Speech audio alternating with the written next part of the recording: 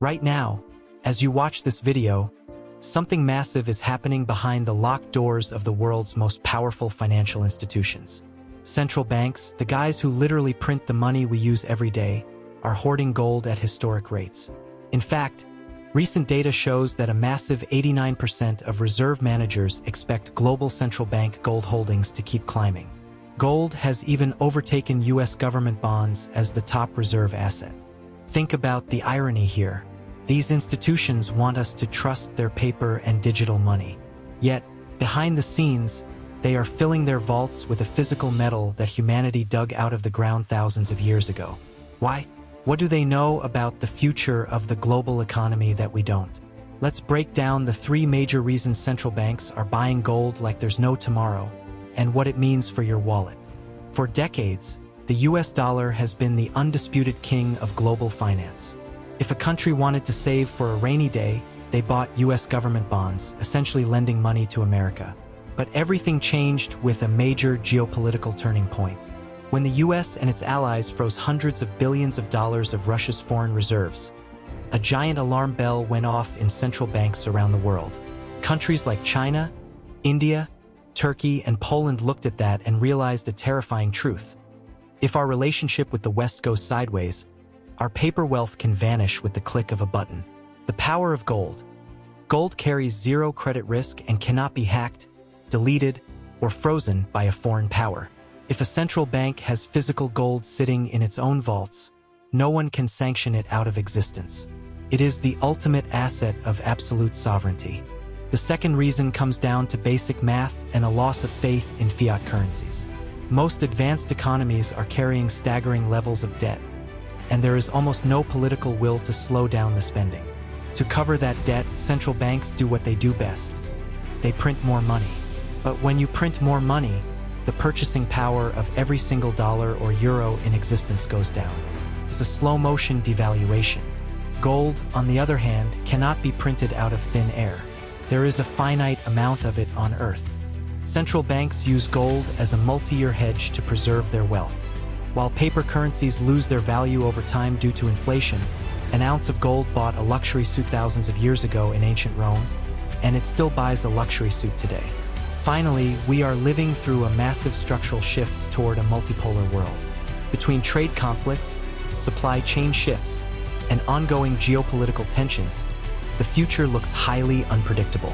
When a survey asked central bank reserve managers why they hold gold, a record 90% of them gave the exact same answer: its performance during times of crisis. Think of gold as the financial world's ultimate insurance policy.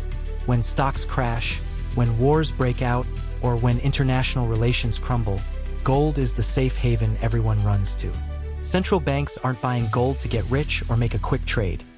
They are buying it for balance sheet resilience to ensure their nations survive whatever economic storm comes next. So, what is the takeaway for regular investors like you and me? You don't need to be a doomsday prepper to see the writing on the wall. When the smartest, most well-funded financial institutions in the world are quietly exchanging paper currency for physical gold, they are sending a clear signal. They are diversifying because they know the current financial system is facing immense pressure. While the price of gold can be volatile in the short term, its long-term role as a store of value hasn't changed in 5,000 years. If the people who write the rules of money are hedging their bets, it might be worth asking yourself if your portfolio is prepared for what's ahead. What do you think? Are central banks right to lose some faith in the US dollar? Or is gold just an ancient relic? Now that we understand why this is happening, let's look at who is driving this golden stampede. This isn't just 1 or 2 isolated countries. It is a coordinated, global shift. Leading the pack is the People's Bank of China. China has been on a massive gold-buying spree, consistently adding to its reserves for months on end. Why? Because they are actively trying to reduce their exposure to the US dollar and build an alternative economic system. But they aren't alone. The National Bank of Poland has been one of the biggest European buyers. Their central bank governor openly stated that holding gold is a matter of national security and financial prestige. We are also seeing massive accumulation from India, as the Reserve Bank of India tries to protect its rupee against global shocks. Turkey, which is using gold to anchor its economy against severe domestic inflation. And various nations across the Middle East and Southeast Asia. What do all these nations have in common? They are building a financial fortress. They are realizing that physical gold in their possession is the only asset that doesn't rely on the legal system, political goodwill, or stability of another foreign nation. This brings us to the ultimate grand strategy behind these massive purchases, the transition toward a multipolar financial world. For the last 80 years, the world operated under a unipolar system. If you wanted to buy oil, electronics, or commodities internationally, you had to use the US dollar. This gave the United States massive economic leverage. But today, we are witnessing the birth of a decentralized global trade network. We are seeing countries bypass the dollar entirely, settling trade agreements in local currencies, experimenting with central bank digital currencies, and linking their wealth back to tangible assets. The new era of money. Central banks aren't necessarily trying to make gold the everyday currency you use to buy groceries. Instead, they are using gold as the ultimate neutral anchor. In a world where nations no longer fully trust each other's paper money, gold acts as the universal referee. It is the international language of value that everyone agrees on. By accumulating gold now, these central banks are ensuring they have a powerful seat at the table when the global financial rules are rewritten. Now, here is the part of the story that almost nobody is talking about, and it reveals the true level of concern among global financial leaders. It's not just how much gold central banks are buying. It's where they are putting it and how they are forcing the system to change. There are two hidden moves happening behind the scenes that most everyday investors have no idea about. For decades, central banks didn't keep their gold in their own countries. Smaller and developing nations stored their gold bars in places like the Federal Reserve Vault in New York or the Bank of England in London. It was convenient and it made trading easy. But today, a quiet global recall is underway. Central banks in nations like Germany, Austria, Poland, and India have been physically shipping thousands of tons of gold back home to their own soil. Why?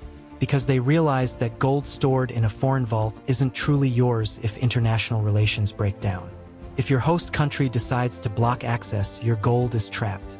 Central banks are deciding that if you don't physically hold it, you don't own it. They want their bullion inside their own borders, behind their own military defenses. Here's the biggest secret of the gold market. For every one physical gold bar sitting in a vault, there are dozens, sometimes hundreds of paper gold claims floating around in financial markets in the form of derivatives, unallocated contracts, and IOUs. For years, Wall Street and global bullion banks operated on this fractional reserve system. But central banks know a secret. If everyone tries to redeem their paper claims for real metal at the same time, the system breaks. So why are central banks buying so much gold? While nobody can predict the future with certainty, their actions suggest that they see gold as a trusted store of value during uncertain times. Gold has preserved wealth for thousands of years, and even today, governments continue to hold it as part of their financial reserves. If you found this video helpful, please subscribe to 3 Pillars Wealth, and turn on the notification bell so you don't miss future videos on gold, silver, Bitcoin, and long-term wealth building. Thank you for watching, and I'll see you in the next video.